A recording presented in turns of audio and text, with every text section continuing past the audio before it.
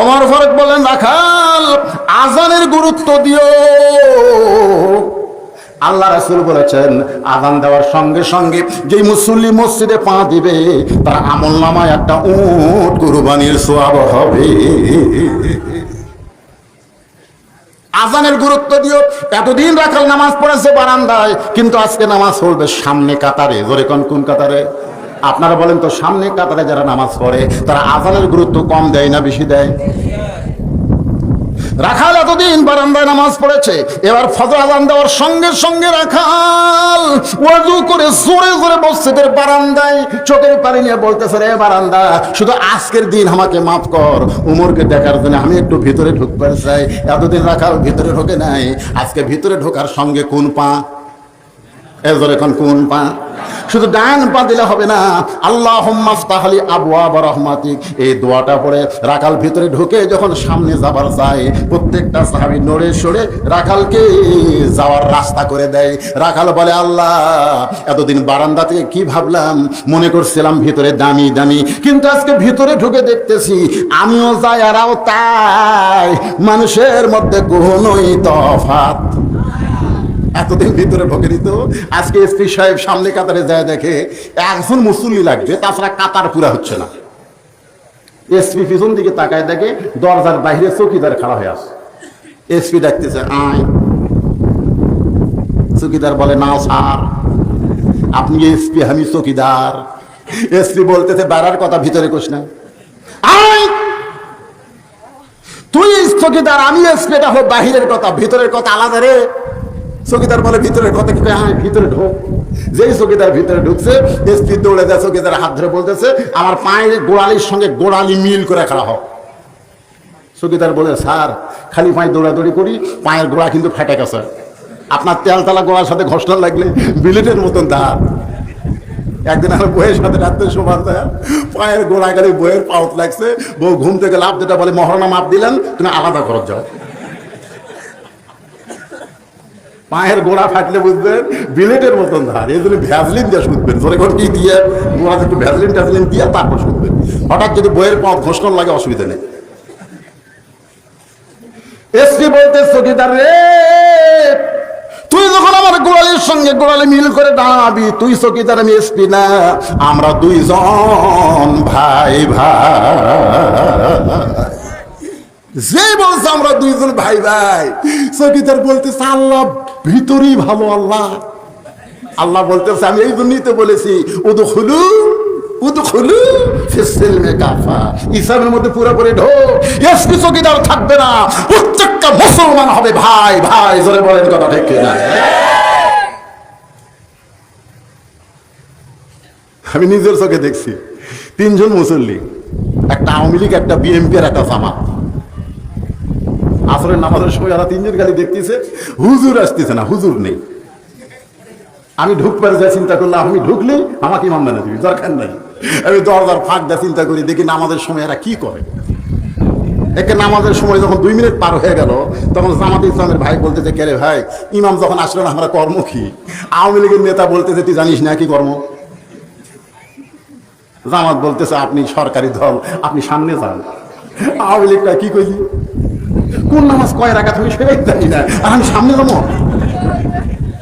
জামাত ইসলাম বলতেছি বিএনপির ভাইকে, ভাইরে তাহলে আপনি যান। ও বলতেছে, পাগলা, আমি আকামত পারি রে, ইমামতি পারি না। এখন বলতে, তাহলে সামনে কে যাবি? আওয়ামী লীগ বলতেছে, সময় নষ্ট করিস না, যা সামনে থাক। ভাই ভাই আমি কিন্তু, তুই জামাত, আমি আওয়ামী লীগ, ওই বিএনপি, বাইরের কথা রে, ভিতরের কথা। আমরা 3 ভাই একসঙ্গে জামাত করতে চাই। এই জন্য নামাজের বিল পাস করা লাগবে। সমস্ত মুসলমান যখন জামাতে নামাজ পড়বে, তখন আওয়ামী লীগ বিএনপি জাতীয় বাড়ি থাকবে না, সব মুসলমান ভাই ভাই হয়ে যাবে। জোরে জোরে কথা বলতে, ইয়া আইয়ুহাল্লাযীনা আমানু রুকউ ওয়াসজুদু ওয়া'বুদু রাব্বাকুম।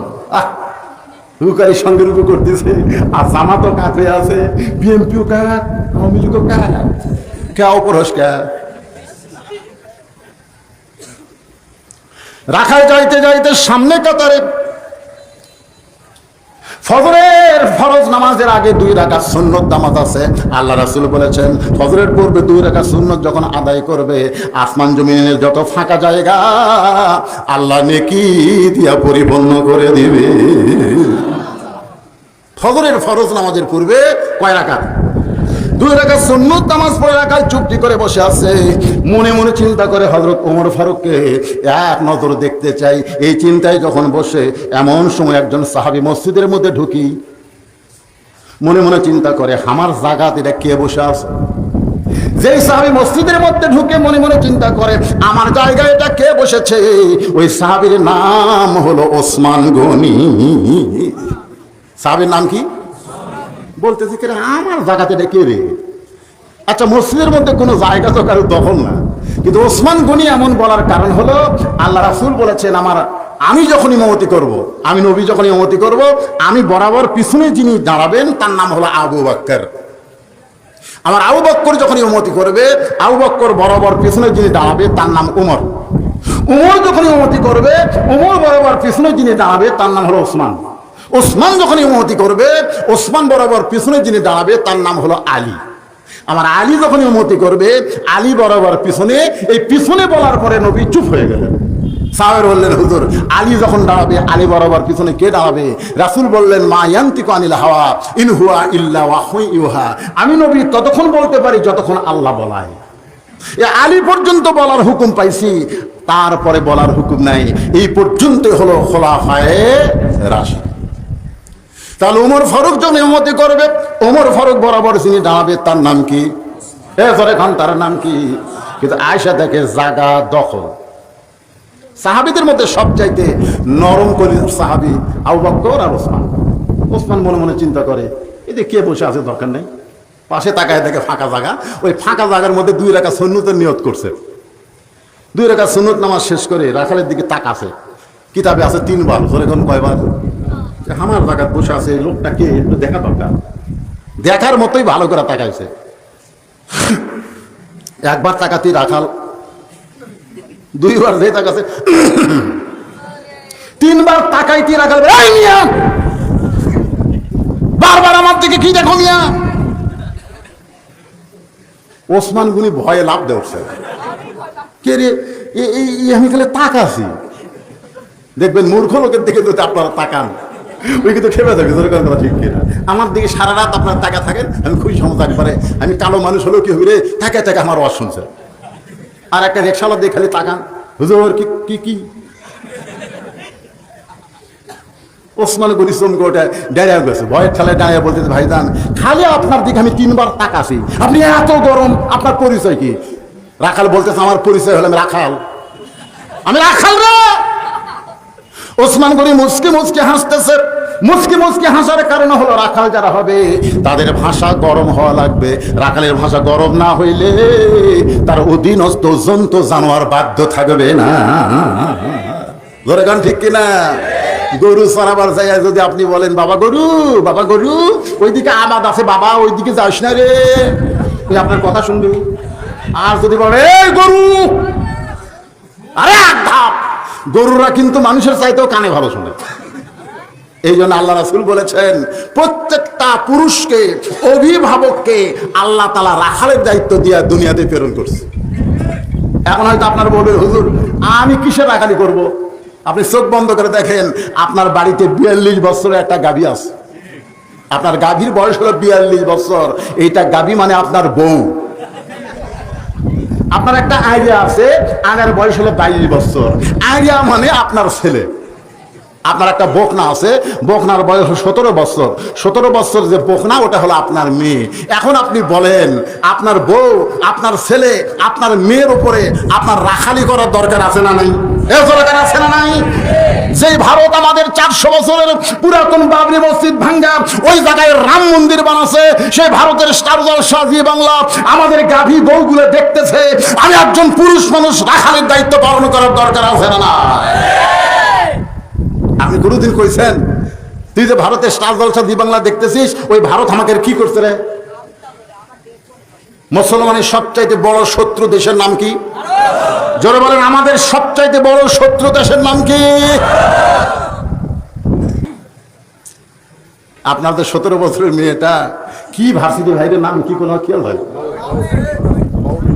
Bout bout. আপনার মেয়েটা যদি ওই ভার্সিটি পড়ে, 17 বছর বয়সের মেয়েটার দিকে আপনার খেয়াল করার দরকার আছে না নাই? ওই যে পরিমণি হয়ে খালি গামছা, অন্যা গামছার মতন গলাপ দেয়। আপনার মেয়ের দিকে আপনি তাকান, মাত্র 9 বছরের ছোট্ট মেয়ে ফাতেমা নবী ঘরের মধ্যে ঢুকে দেখে হাতের মধ্যে 2টা ছুরি দিয়া মুচকি মুচকি হাসতেছে। এই দৃশ্য দেখার সাথে সাথে নবী ঘর থেকে বাইরে গেলেন।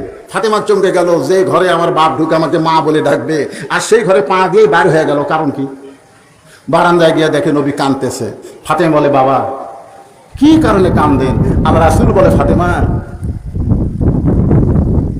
তুই কখনো মনে করবি না তুই আমার মেয়ে বলে আল্লাহ তোকে জান্নাত দিবে। তুই নবীর মেয়ে বলে আল্লাহ তোকে জান্নাত দেবে, কখনোই মনে করিস না। জান্নাতে যাবার চাইলে জান্নাতের আমল করে যাইতে হবে। এই দুনিয়ার সাজনামা, আখিরাতের সাজাই হলো আসল। সঙ্গে সঙ্গে ফাতেমা হাতের 2টা চুরি খুলে মাটি ফেলে দেয়। নবী দৌড়ে গিয়ে চুরি করে পকেটের মধ্যে ঢুকায়। ফাতেমা বলে, বাবা এই চুরি হাতত দেওয়ার কারণেই তো আপনি ঘরে ঢোকেন নাই, সেই চুরি ফেলে দিলাম, আপনি পুরো পকেটে ঢুকালেন। রাসূল বলে, ফাতেমা তোর মন খারাপ। যে কাছে কাছে রাসূল কপালে চুমা দেয়, বলতেছে এই চুরি একদিন তোমার হাতত করে দেব। শুধু চুরি নয়, একদিন নাকে ফুল পরানো হবে, কানে দুল পরানো হবে, গলাপ মালা পরানো হবে। ফাতেমা বলে, কবে কবে? আল্লাহ রাসূল বললেন, যেদিন তোমার বিবাহ হবে। ও ফাতেমা, মেয়েরা কেবলমাত্র এক ব্যক্তির জন্য সাজতে পারবে, সেই ব্যক্তি হলো তার স্বামী। স্বামী ছাড়া অন্য পুরুষের জন্য সাজগোজ করা জায়েজ না। বেপরদা হয়ে যারা ঘুরতেছে, এরা কার জন্যে? যেরকম কার জন্যে? বেপরদা নারী যারা বিশ্ব বেহায়া তারা, বেপরদা নারী যারা ব্রয়লার মুরগি তারা, ব্রয়লার মুরগি তারা।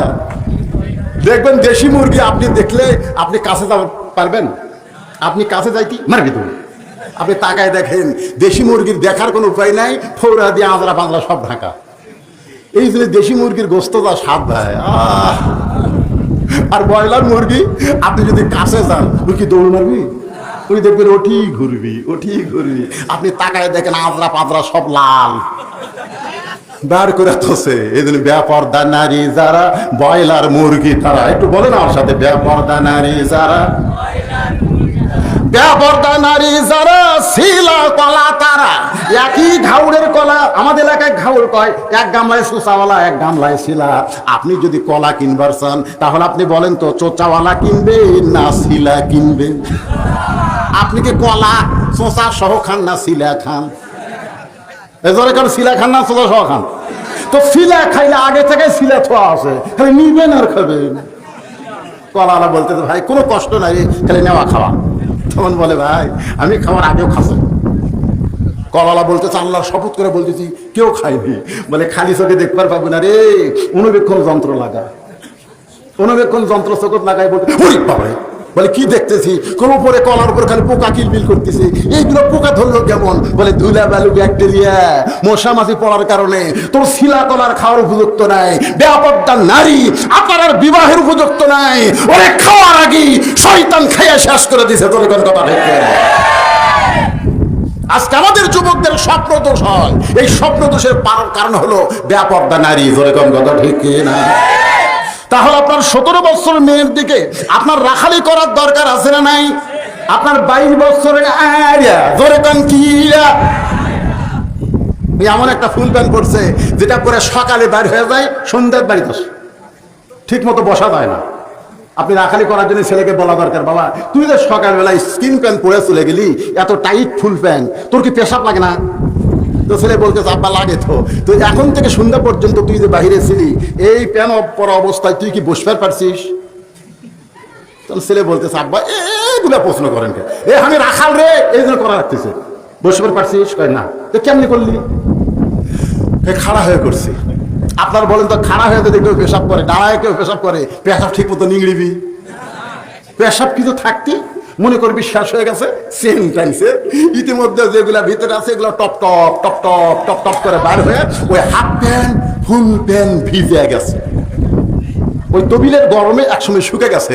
শুকে গেলে কি হবে ভাই? ওর ব্যাকটেরিয়া তোর মরে নাই, ওর ভিতরে কিলবিল ব্যাকটেরিয়া ওই পেশাবের যন্ত্রের ছিদ্র দিয়ে ভিতরে ঢুকে এক সময় দেখবে বালা মাছের মতন হয়ে যাবি, আগা মোটা গোড়া চিকন হবি, ইন্ডিয়ার হারবাল খেয়া কাম হবি না। কথা কান না তা আপনার ছেলের দিকে আপনি বাবা হিসাবে রাখানি করার দরকার আছে না? ওসমান গনি বলতেছে ভাইজান তুমি একজন রাখাল, আমি মুচকে হাসি দিয়া তোমাকে বরণ করে নিলাম, কিন্তু ভাইজান কোনোদিন সামনে কাতারে দেখি নাই, আজকে তোমাকে সামনে কাতারে দেখতেছি। বিরক্ত হচ্ছেন? সামনে যে কয়টা ছোট ছোট বাচ্চারা সেই মনোযোগ দিয়ে শুনতেছি। কলজের টুকরা রে, তোর কি দরকার বাবান? ভালো করে শোন। আপনারা ওঠা বসা করতেছেন, ঘোরাঘুরি করতেছেন, আরে এমন ডাবার ডাবিছে আর চোখ ঠিক মতো নাই নাকি রে?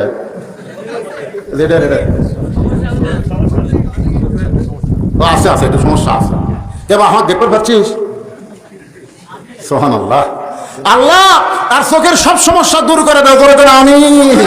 ওয়ানুনাজ্জিলু মিনাল কুরআনি মা হুয়া শিফাউ ওয়া রাহমাতুল লিল মুমিনিন। ওসমান গনি বলতেন রাখাল ভাই, এ গুরুত্বপূর্ণ কথা, কোনোদিন তোমাকে সামনে কাতারে দেখে নাই, আজকে প্রথম দেখতেছি। কারণ কি? রাখাল বলতেছে সামনে কাতারে আসার কারণ হলো দেখার জন্যে। হ্যাঁ, বারান্দার নামাজ পড়ে দেখবার পাই না, আজকে সামনে কাতারে আছি দেখবার জন্য। ওসমান গনি বলতেছে দেখা হবি? রাখাল বলতেছে পাগল নাকি, দেখার জন্যই তো সামনে কাতার আইছি রে। ওসমান গনি বলে ভাইজান আজ কয়েক বছর হলে আমি সামনে কাতারে নামাজ পড়তেছি, এখনো দেখা হয়নি। রাখাল বলতেছে কি কন, আপনার চোখ ঠিক আছে? ওসমান গনি বলতেছে ভাই চোখের খবর জানি না, তবে দেখা হয় নাই। কারণ ওসমান গনি যাকে দেখার জন্য সামনে কাতারে নামাজ পড়ে তিনি হলেন নামাজের মালিক আল্লাহ। আল্লাহ রাসূল বলেছেন আনতা আবুদুল্লাহ কান্নাকা তারাহু ফাইল্লাম তাকুন তারাহু ফাইন্নাহু ইয়ারাকা। রাখাল বলতেছে ভাইজান কয়েক বছরের সামনে কাতারে নামাজ পড়েন, এখন পর্যন্ত দেখার ভাগ্য হয় নাই, তাহলে আপনি আমার হাত ধরেন। জোরে কান সুবহানাল্লাহ। ওসমান গনিকে রাখাল বলতেছে আপনি আমার হাত ধরেন, আমি নিজেও দেখব এবং আপনাকেও দেখায়া দিব। ওসমান গনি খপ করে রাখালের হাত ধরে আল্লাহর কোরআন পড়তেছে। শোনেন, আল্লাহর কোরআন পড়তেছে ওসমান গনি। ইয়া আইয়ুহাল্লাযীনা আমানুত্তাকুল্লাহা ওয়া কুনু মা'আস সাদিকিন। এই ইমানদারেরা, এই কোরআনের আয়াতের অর্থ করব আমি, আপনারা কি সবাই মেনে নেবেন? কি গল্প হচ্ছে বাবা? আল্লাহ বলতেছে যারা আমাকে বিশ্বাস স্থাপন করেছ, তোমাদের ভিতরে যদি আমার ভয় ধারণ করতে চাও তাহলে সত্যবাদীদের তোমরা সাথী হও। কার সাথী? আপনারা বলেন তো বর্তমান বাংলাদেশে সত্যবাদী কারা? না না না না, আমি কোরআনের মাহফিলে ঠাট্টা করার জন্য বলতেছি না। যদি সঠিক উত্তর দিবার না পারেন তাহলে চুপ থাকবেন, আর যদি পারেন তাহলে বলবেন। এক ভাই কইছে, অবশ্য ভাইয়ের কথা ডাইরেক্ট হয়নি, অ্যাঙ্গেল হচ্ছে, মানে এমন ভাবে বলছে তারা আল্লাহ ভয় করে। এখানে বলা হচ্ছে অকুনু মা'আস সাদিকিন, সবচাইতে সত্য কথা হলো যারা কোরআন হাদিসের কথা বলে, কোরআন হাদিসের আন্দোলন করে, কোরআনের দল করে, কোরআনের শাসন চায়, তারাই হলো সত্যবাদী। জোরে কোন কথা ঠিক না? তাহলে আগামীতে যদি কোরআনের পক্ষ থেকে আপনাদের ডাকা হয়, কারা কারা এই কোরআনের পক্ষে আসবেন? দুই হাত তুলে আমরা আল্লাহকে একটু দেখান। লিল্লাহি তাকবীর। আল্লাহ হাত টান টান করেন। আল্লাহ এই হাতগুলো কবুল করেন। জোরে কোন আমিন। এখন হাতগুলো নামান ভাই।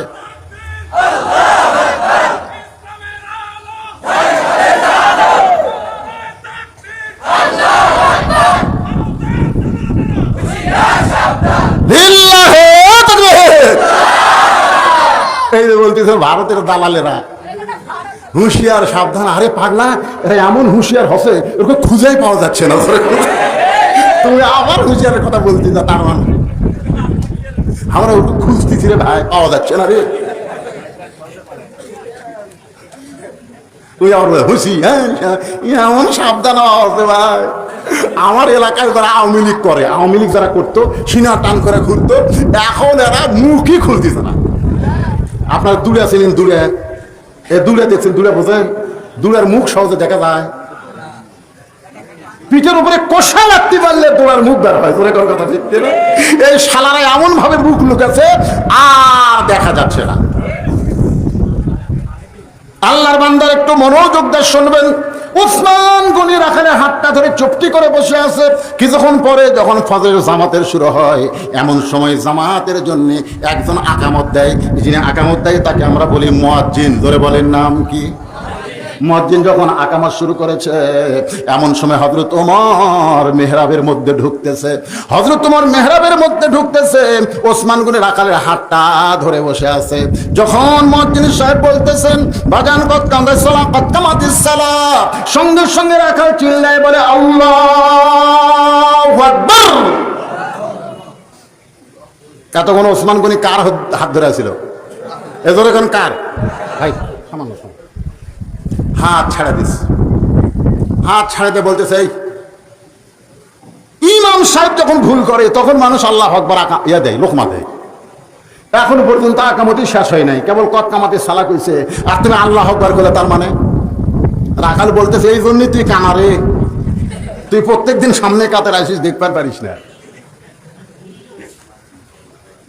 এই জন্যই তুমি কানা, এই জন্যই তুমি কানা। এই কথা যখন বারবার বলতেছে, এমন সময় দ্বিতীয় কাতারের একজন সাহাবী দৌড়ে এসে রাখালের হাতটা হেঁচকা টান দে, বলে পাগল, তুই যারে কানা কানা বলতেছিস এই মহামানবকে তুই চিনিস? রাখাল চোখের পানি বের করে বলে ভাই আমি বারান্দায় নামাজ পড়ি, আমি ভিতরের কাউরে চিনি না। সাহাবী চিৎকার বলে পাগল রে, এতক্ষণ যেই মহামানবটা তোর হাতটা ধরে বসেছিল ওই মানুষটা দুনিয়ার সাধারণ কোনো মানুষ না, ওই মানুষটা হলো আল্লাহর নবীর ডবল জামাই ওসমান গনি।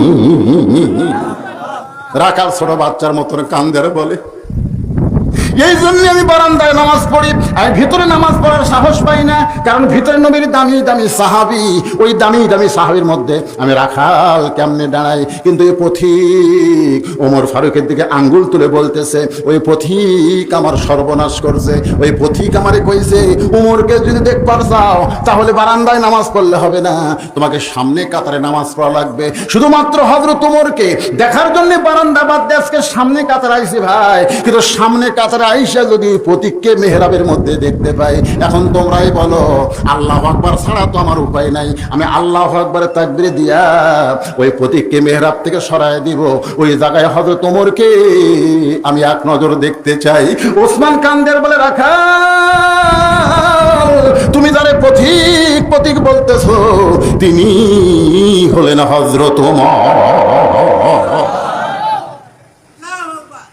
তুমি যারা পথিক পথিক বলতেছো তিনি হলেন হযরত ওমর। গাছের গোড়া কাটলে গাছটা যেমন ঠাস করে পড়ে যায়, রাখাল তেমনি পড়ে গিয়া মেহরাবের মধ্যে কাটা মুরগির মতন ছটফট করে বলতেছে ইয়া আমিরুল মুমিনিন, আমি আপনাকে তওবা পড়াইছি, আমি আপনাকে মুনাফিক কইছি, আমি আপনাকে ভণ্ড কইছি, অধম রাখালকে আপনি কিছুই বলেন নাই। সমস্ত সাহাবীরা চমকে গেল, পাগল কয় কি, কারে তওবা পড়াইছে, কারে মুনাফিক কইছে, কারে ভণ্ড কইছে। সবাই যখন তাকায় আছে রাখালের দিকে, এমন সময় হযরত ওমর এক টানে রাখালকে বুকের মধ্যে নিয়ে রাখালের কপালে একটা চুমা খায়। সমস্ত সাহাবীরা বলতেছে ইয়া আমিরুল মুমিনিন, যেই বেটা আপনাকে তওবা পড়ানোর কথা বলতেছে, মুনাফিকের কথা বলতেছে, ভণ্ডের কথা বলতেছে, আপনি তাকে বুকের মধ্যে নিয়ে কপালে চুমা দিলেন। ওমর ফারুক বললেন সাহাবীরা রে, এর কপালে চুমা দেওয়ার কারণ হলো ও মানুষ না, ও বাস্তবে আল্লাহর কোরআন। আজকে যারা এই কোরআনের মাহফিলে বসেছেন আপনারা বলেন, যারা কষ্ট করে মেহনত করে এই কঠিন গরমের মধ্যে এই কোরআনের জান্নাতের বাগান লাগাইছে, তারা কামটা কি ভালো করছে না ভুল করছে? কারা কারা ভালো দুই হাত তোলা আল্লাহর একটু দেখান তো দেখি। লিল্লাহি তাকবীর। ভাইজান এই হাফেজি মাদ্রাসার জন্য শোনেন, হাত নামান, একটা টাকাও আদায় হবে না। আপনারা মনে করবেন যে মাদ্রাসার নাম দিয়ে মাহফিল আদায় করবে না, এনারা এমন যোগ্য সন্তান তাদের বাপের নামে কোটি টাকার উপর খরচ করে মাদ্রাসা নির্মাণ করছে, আরো কোটি কোটি টাকা খরচ হলেও তাদের কোনো আপত্তি নাই। কিন্তু যারা কোরআনের মাহফিল করেছে, শুধুমাত্র কোরআনের মাহফিলের জন্য আপনাদের কাছে 5 মিনিটের জন্য একটু ব্যাগ যাবে, রুমাল যাবে, এই কোরআনের মাহফিলের জন্য 10, 20, 50, 100 টাকা যারা পারবেন আল্লাহর রাস্তায় দান করবেন।